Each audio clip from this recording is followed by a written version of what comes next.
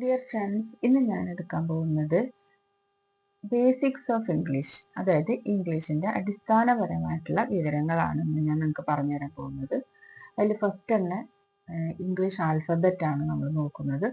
അപ്പോൾ ഇംഗ്ലീഷിലെ ഏറ്റവും ബേസിക് ആയിട്ടുള്ള കാര്യമാണല്ലോ ലെറ്റേഴ്സ് അല്ലെങ്കിൽ ആൽഫബറ്റ് എന്ന് പറയുന്നത്. അപ്പോൾ ഞാനിവിടെ എഴുതിയിട്ടുണ്ട് ക്യാപിറ്റൽ ലെറ്റേഴ്സും അതുപോലെ തന്നെ സ്മോൾ ലെറ്റേഴ്സും ഞാനിവിടെ എഴുതിയിട്ടുണ്ട്. ഓക്കെ, അപ്പോൾ ഈ ലെറ്റേഴ്സിനെയാണ് ക്യാപിറ്റൽ ലെറ്റേഴ്സ് എന്ന് പറയുന്നത്. ഇതിനെ നമ്മൾ എന്തെന്ന് പറയുന്നു? സ്മോൾ ലെറ്റേഴ്സ് എന്ന് പറയുന്നു. ഓക്കെ, ഇത് ക്യാപിറ്റൽ ലെറ്റേഴ്സ്, ഇത് നമ്മൾ സ്മോൾ ലെറ്റേഴ്സ് എന്ന് പറയുന്നു.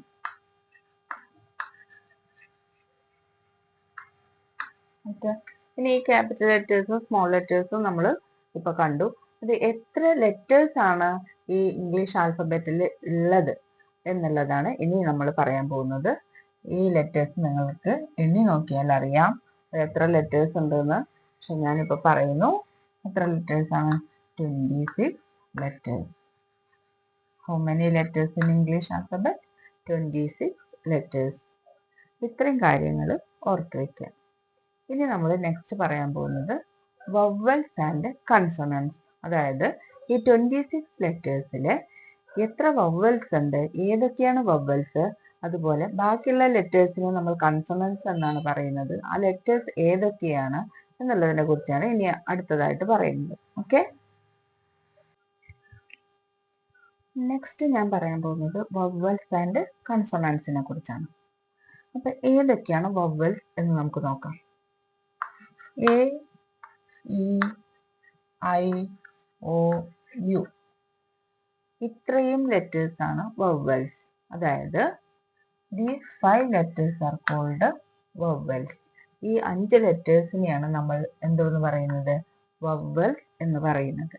അതായത് A, E, I, O, U, ഇത്രയും 5 ലെറ്റേഴ്സിനെയാണ് നമ്മൾ വവ്വൽസ് എന്ന് പറയുന്നത്. ഇനി ബാക്കിയുള്ള 21 ലെറ്റേഴ്സ്, അപ്പോൾ 26 ലെറ്റേഴ്സ് ആണ് ഉള്ളത്.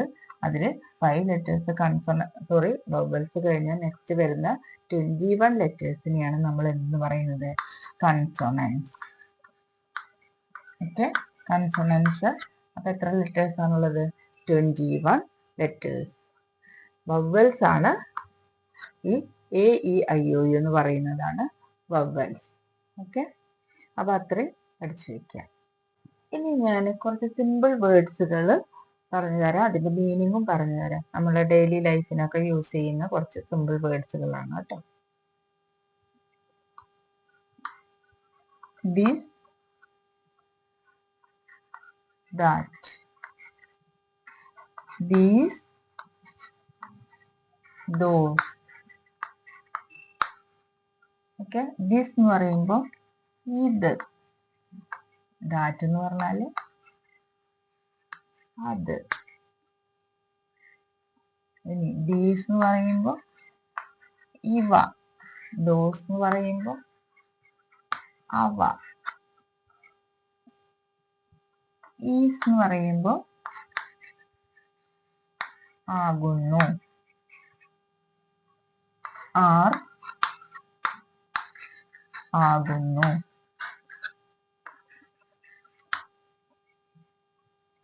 വാസ് ആയിരുന്നു, വേർ ആയിരുന്നു. ഇത് നിങ്ങൾക്കൊരു ഡൗട്ട് വരും, ഈസിനും ആറിനും ആകുന്നു, വാസിനും വേറിനും ആകുന്നു, ആയിരുന്നു. ഇതെന്താ, രണ്ടിനും ഒരേ മീനിങ് ആണല്ലോ, എന്നാൽ ഏതെങ്കിലും ഒരു വേർഡ് പറഞ്ഞാൽ പോരെ എന്ന് തോന്നും. അപ്പൊ എന്തുകൊണ്ടാണ് ഇങ്ങനെ യൂസ് ചെയ്യുന്നത് എന്നുള്ളതാണ് ഇനി ഞാൻ അടുത്തായിട്ട് പറയാൻ പോകുന്നത്. ഓക്കെ, ഞാനൊരു സെന്റൻസ് എഴുതിയിട്ട് പറഞ്ഞുതരാം. He is a boy. He is a boy. അവൻ ഒരു ആൺകുട്ടിയാണ്, അല്ലെങ്കിൽ അവനൊരു ആൺകുട്ടിയാകുന്നു. ഇനി they are, they എന്ന് പറയുമ്പോൾ അവർ, they are boys. അവർ ആൺകുട്ടികളാണ്. അല്ലെങ്കിൽ അവർ ആൺകുട്ടികളാകുന്നു അല്ലേ. അപ്പോൾ ഇവിടെ ഞാൻ ആറാണ് വെച്ചത്. ദേ എന്ന് പറഞ്ഞാൽ മീനിങ് അവർ എന്നാണ്. ഓക്കെ, ദേ എന്ന് പറയുമ്പോൾ അവർ, ഹി എന്ന് പറയുമ്പോൾ അവൻ. അവൻ എന്ന് പറയുന്നത് ഒരാളല്ലേ ഉള്ളൂ. അവൻ എന്ന് പറയുമ്പോൾ ഒരാളാണ്. ദേ എന്ന് പറയുമ്പോൾ, അവർ എന്ന് പറയുമ്പോൾ മോർ ദാൻ വൺ, അല്ലെങ്കിൽ ഒന്നിൽ കൂടുതൽ ആൾക്കാരുണ്ട്. രണ്ടോ അതിലധികമോ ആണെങ്കിലാണ് ദേ എന്ന് പറയുന്നത്. അതായത് ഒന്നിൽ കൂടുതൽ ആൾക്കാരുണ്ടാകുമ്പോൾ നമ്മൾ ദേ എന്ന് പറയുന്നു. അതിന് നമ്മൾ പ്ലൂരൽ എന്നാണ് പറയുക. ഒരാളാണെങ്കിൽ സിംഗുലർ എന്ന് പറയും. ഓക്കെ, സിംഗുലർ ആവുമ്പോൾ, അപ്പോൾ ഇവിടെ ഹി എന്ന് പറയുന്നത് ഒരാളായതുകൊണ്ട് ഇവിടെ ഈസ് വെച്ചു, അത്ര വിചാരിച്ചാൽ മതി. ഹി എന്ന് പറയുന്നത് ഒരാളായതുകൊണ്ട്, അവൻ എന്ന് പറയുമ്പോൾ ഒരാളല്ലേ ഉള്ളൂ, അതുകൊണ്ട് ഈസ് വെച്ചു. ഒന്നിൽ കൂടുതൽ ആളുകൾ ഉണ്ടാവുമ്പോൾ ഈസ് വെക്കില്ല, ആറിനെ വെക്കൂ. ആറിനെ വെക്കൂ. ഓക്കെ, അത്ര മനസ്സിലാക്കാം. അപ്പൊ ഞാൻ ഇവിടെ വാസും വേറും വെച്ചിട്ട് ഓരോ സെന്റൻസ് എഴുതാം. നമ്മൾ ഈസ് വെച്ചിട്ടുള്ള സെന്റൻസ് എഴുതിയല്ലോ, അപ്പൊ ഇനി വാസ് വെച്ചിട്ടൊരു സെന്റൻസ് എഴുതാം. He was rich. He was rich. അതുപോലെ തന്നെ they were rich.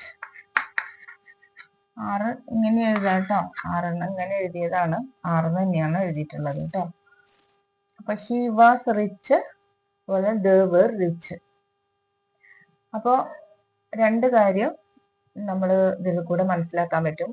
ഒന്ന്, ഹി എന്ന് പറയുന്നത് സിംഗുലർ ആയതുകൊണ്ട് വാസ് വെച്ചു.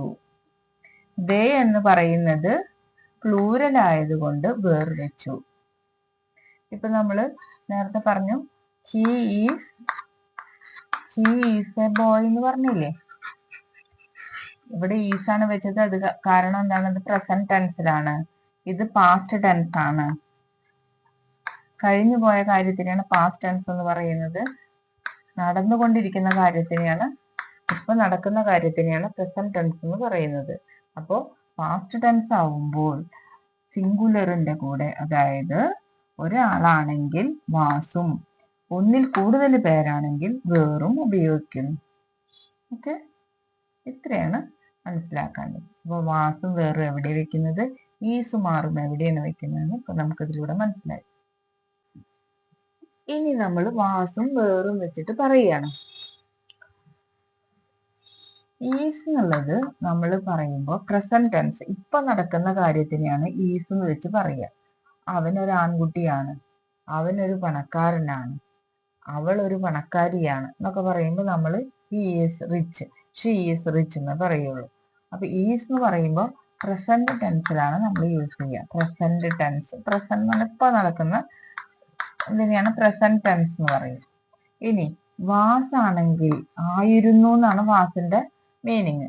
അതായത് പാസ്റ്റ് ടെൻസ്, കഴിഞ്ഞ കാര്യത്തിനെയാണ് ഏതിൽ പറയുക,